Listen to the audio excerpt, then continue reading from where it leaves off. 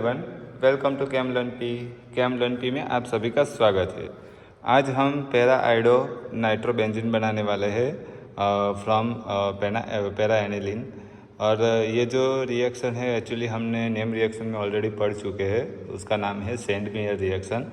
तो वही रिएक्शन करने वाले हैं, बट हम प्रैक्टिकली प्रूफ करने वाले हैं कि सेंड मेयर रिएक्शन से हमें प्रोडक्ट मिलती है। तो इसके लिए जो भी रिक्वायरमेंट है यहाँ पे आप देख सकते हो, para nitro aniline, NaNO2 sodium nitrate and KI। Then उसके बाद है sulphuric acid, then distil water and ice. इतने में ही हमारा प्रैक्टिकल ऑलरेडी परफॉर्म हो जाएगा। तो without much time we are start.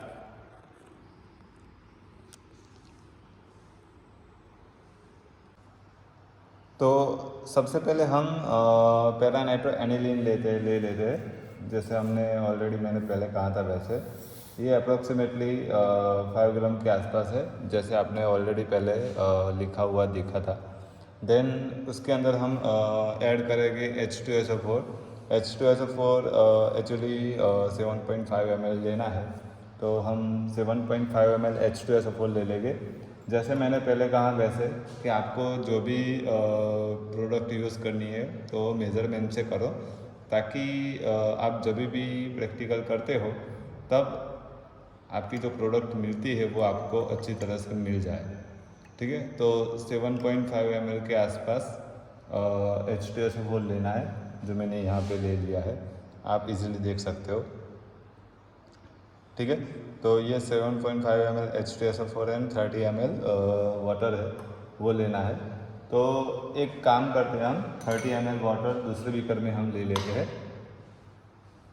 ताकि जो हमें पानी और H2SO4 मिक्स करना है उसके बाद हमें उसमें ये हमारी जो प्रोडक्ट है वो मिक्स करनी है। तो मैंने अप्रॉक्सीमेटली 30 ml, अप्रॉक्सीमेटली तो नहीं बोलूँगा, पर 30 ml ही मैंने पानी उसमें ले लिया है। तो एक बीकर में ट्रांसफ़र कर देंगे। ठीक है, देन थोड़ा सा ध्यान रखना है, जब भी आप H2SO4 पानी में ऐड करो या पानी में H2SO4 में पानी ऐड करो, तो थोड़ा सा ध्यान रखना है कि कहीं पे ज़्यादा ऊपर उड़े ना, आपके ऊपर ना आए, वो ध्यान रखना है। तो मैंने ये धीरे धीरे ऐड कर दिया है। ठीक है, आप देख रहे हो कि मैंने थोड़ा धीरे धीरे से ही ऐड कर रहा हूँ, थोड़ा थोड़ा ऐड करके, ताकि कुछ भी प्रॉब्लम ना हो।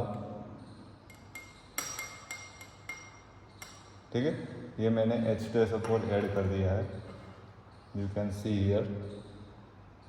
ये वैसे तो डाइल्यूट H2SO4 बोल सकते हैं हम, पर ज़्यादा है इसीलिए डाइल्यूट नहीं बोलेंगे।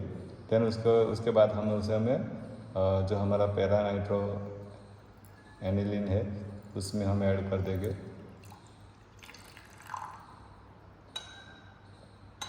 ठीक है, देन इसको अच्छी तरह से शेक कर देंगे।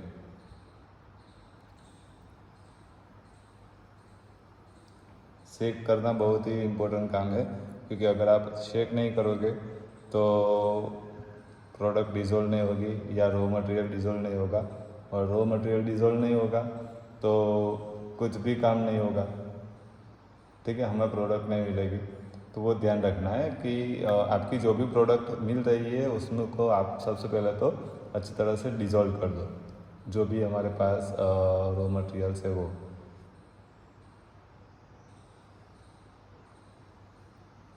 अगर डिज़ोल्व नहीं होता है तो अच्छी तरह से डिज़ोल्व कर दो।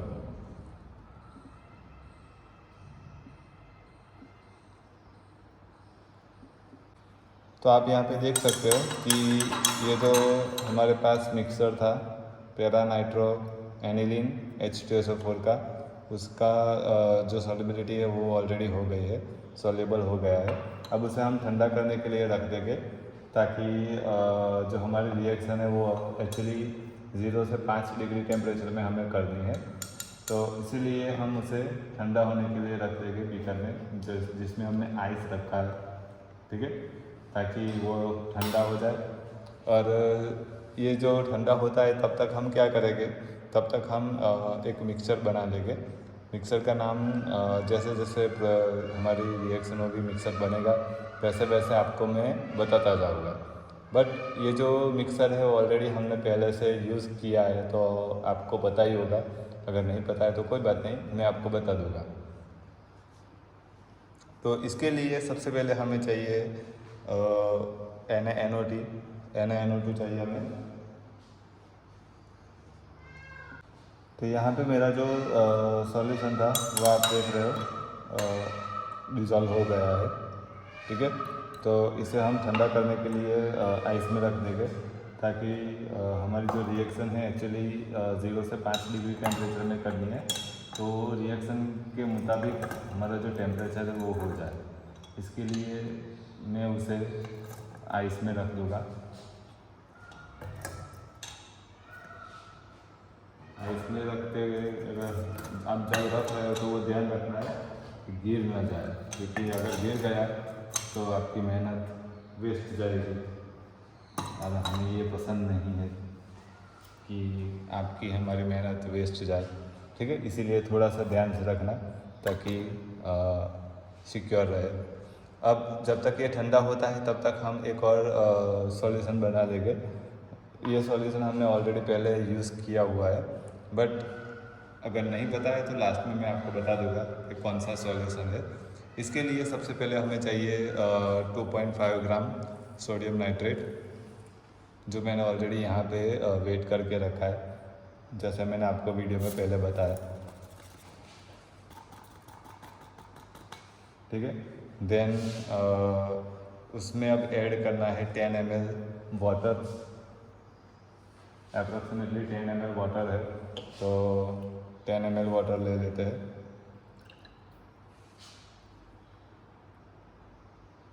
टेन ml वाटर मैंने ले लिया है, you can see here. Okay, तो अब इसे थोड़ा सा डिज़ोल्व कर देंगे। देखो ये इजीली डिज़ोल्व हो जाएगा, क्योंकि सोडियम नाइट्रेट है, सोडियम नाइट्रेट इजीली डिज़ोल्व हो जाता है पानी में, वो आपको पता ही है, सॉल्युबिलिटी उसकी सबसे ज़्यादा है।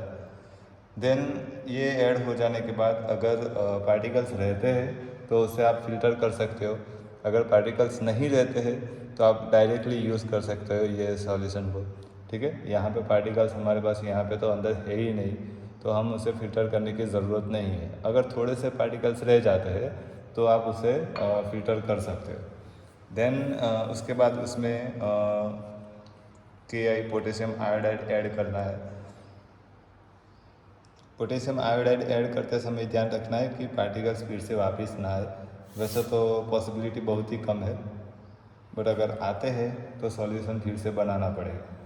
तो यहाँ पे आप देख सकते हो कि मैंने ऐड कर दिया है और अच्छी तरह से मैं शेक कर रहा हूँ।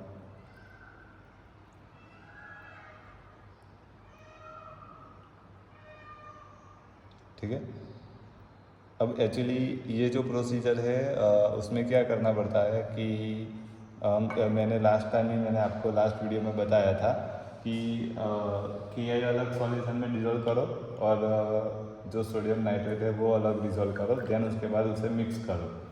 ऐसा करते हैं, या दोनों एक साथ में मिक्स कर देते हैं। ठीक है, तो मैंने लास्ट टाइम अलग अलग में किया था, आई होप आपको पता होगा। मैंने इस टाइम किया है कि भी दोनों को एक साथ में मिक्स कर दिया है। देन उसके बाद उसमें अप्रोक्सीमेटली 30 ml के आसपास पानी ऐड कर देना है। ठीक है, अप्रोक्सीमेटली 30 ml नहीं होगा तो भी चलेगा। और ये हमारा सॉल्यूशन तैयार है। ये जो सॉल्यूशन है आई होप आपको पता होगा। अगर किसी को पता है तो प्लीज़ कमेंट बॉक्स में कमेंट कर दो, ताकि मुझे भी पता चले कि आप ये प्रैक्टिकल से कुछ ना कुछ समझ रहे हो, और लास्ट वाला प्रैक्टिकल को भी आप अच्छी तरह से देख रहे हो और समझ रहे हो। ये जो सॉल्यूशन है वो सॉल्यूशन है डाईएज़ोटाइजेशन सॉल्यूशन, जो हमने लास्ट टाइम तो नहीं पर उससे पहले हमने यूज़ किया है। ओके, तो ये सॉल्यूशन बन गया है। अब यहाँ का जो टेम्परेचर है वो हम देख लेंगे।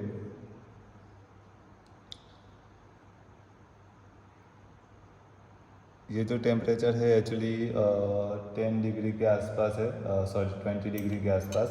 तो अभी तो बहुत ज़्यादा कम करना पड़ेगा। अगर ऐसे कम नहीं होता है तो आप उसमें डायरेक्टली आइस ऐड कर सकते हो, बट वो ज़रूरत नहीं पड़ेगी। अगर ज़रूरत होती है तो डाल दो।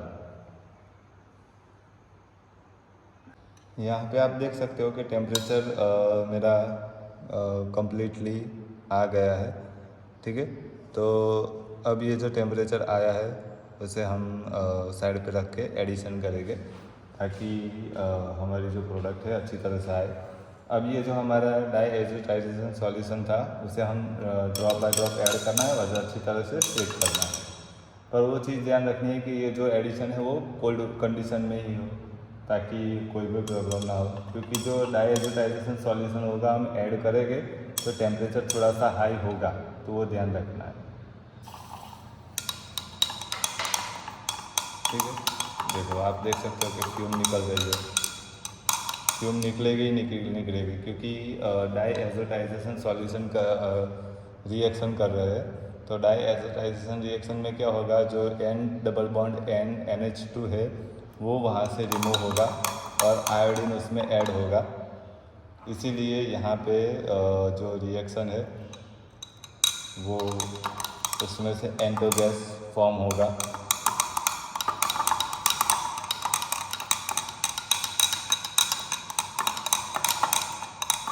तो मैंने यहाँ पे फिल्टर्स ने असेंबली तैयार कर दी है, देन उसको हम फिल्टर कर देंगे।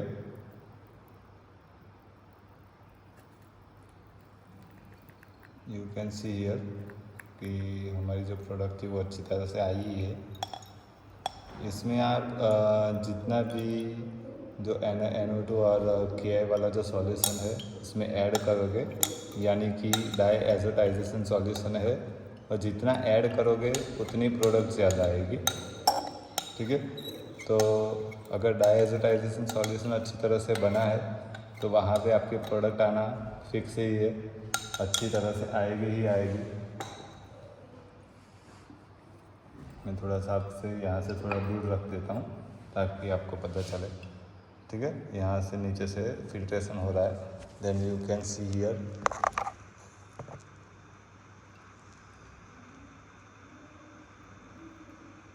ठीक है, तो ये है पैरा आयोडो नाइट्रोबेंजीन।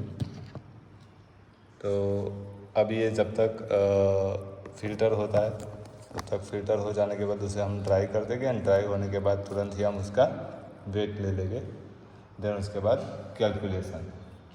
ओके, तो कैलकुलेशन पोर्शन के तरफ जाते हैं, तब तक ये ड्राई हो जाएगा। नहीं, एक काम करते हैं, ड्राई हो जाने के बाद ही वेट करके उसका डायरेक्ट कैलकुलेशन हम देख लेते हैं।